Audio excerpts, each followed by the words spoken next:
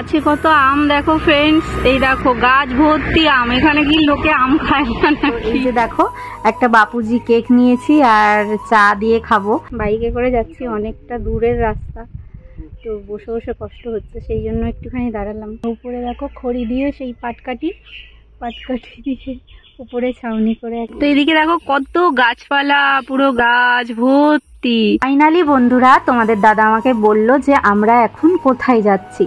হ্যাঁ, তোমরা ঠিকই ধরেছো, থাম্বনেল দেখে তো ঠিকই বুঝতে পেরেছো যে হ্যাঁ, আমি এখন যাচ্ছি বড়মার কাছে। বড়মা মানে সেই নৈহাটির বড়মা গো। হ্যাঁ, আজকে যে আমি যাব কোনো প্ল্যান প্রোগ্রাম ছিল না, তো এই যে দেখো মায়ের কাছে এসছি। এত ভালো লেগেছে যে মা আমাকে এভাবে নিয়ে এলো কোনো প্ল্যান প্রোগ্রাম ছাড়াই। তো আমার এত ভালো লেগেছে যে কি বলবো। হাতে ডালা নিয়ে দাঁড়িয়ে আছি যে কখন মানে আমাদের আর কি সামনে যাওয়ার এটা আসবে, পুজো নেবে পুরোহিত মশাই, তো সেই অপেক্ষা করছি। আর মনটা না এত ভরে উঠছে, ভাবুক হয়ে যাচ্ছি যে কি বলবো। বড় মাকে বলছি যে মা, তুমি তো সবার মনের আশা পূর্ণ করো, তো আমার মনের আশাও তুমি পূর্ণ করো। তুমি যখন নিয়ে এসছো তোমার কাছে, আমি জানি তুমি আমাকে নিশ্চয়ই সবটা দেবে বলেই এনেছো।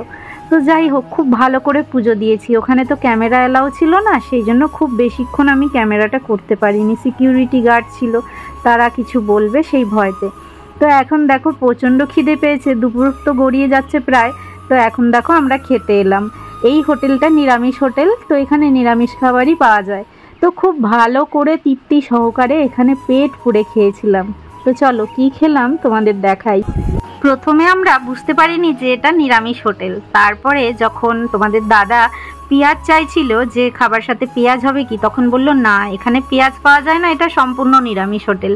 তো তারপরে জানলাম যে হ্যাঁ, এখানে পুরো নিরামিষ খাবারই তোমরা খেতে পারো। যারা শুদ্ধ ভেজিটেরিয়ান, যারা নিরামিষটাই পছন্দ করো, তো খেতে পারবে তারা। খাবারে ছিল লাউ দিয়ে ডাল, বাঁধাকপি আলুর তরকারি, আলু পটলের তরকারি, ভেন্ডি দিয়ে আলু দিয়ে ভাজা, পাঁপড় ভাজা, চাটনি।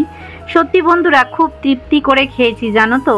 মানে মায়ের কাছে পুজো দিতে এসে এই যে হোটেলে একটা মানে নিরামিষ খাবার খেয়ে গেলাম, মানে মন প্রাণ আমার ভরে গেল যে ভগবান ঈশ্বর তুমি আমাকে নিয়ে এসছো। সত্যি তোমাকে অসংখ্য ধন্যবাদ বড় মা।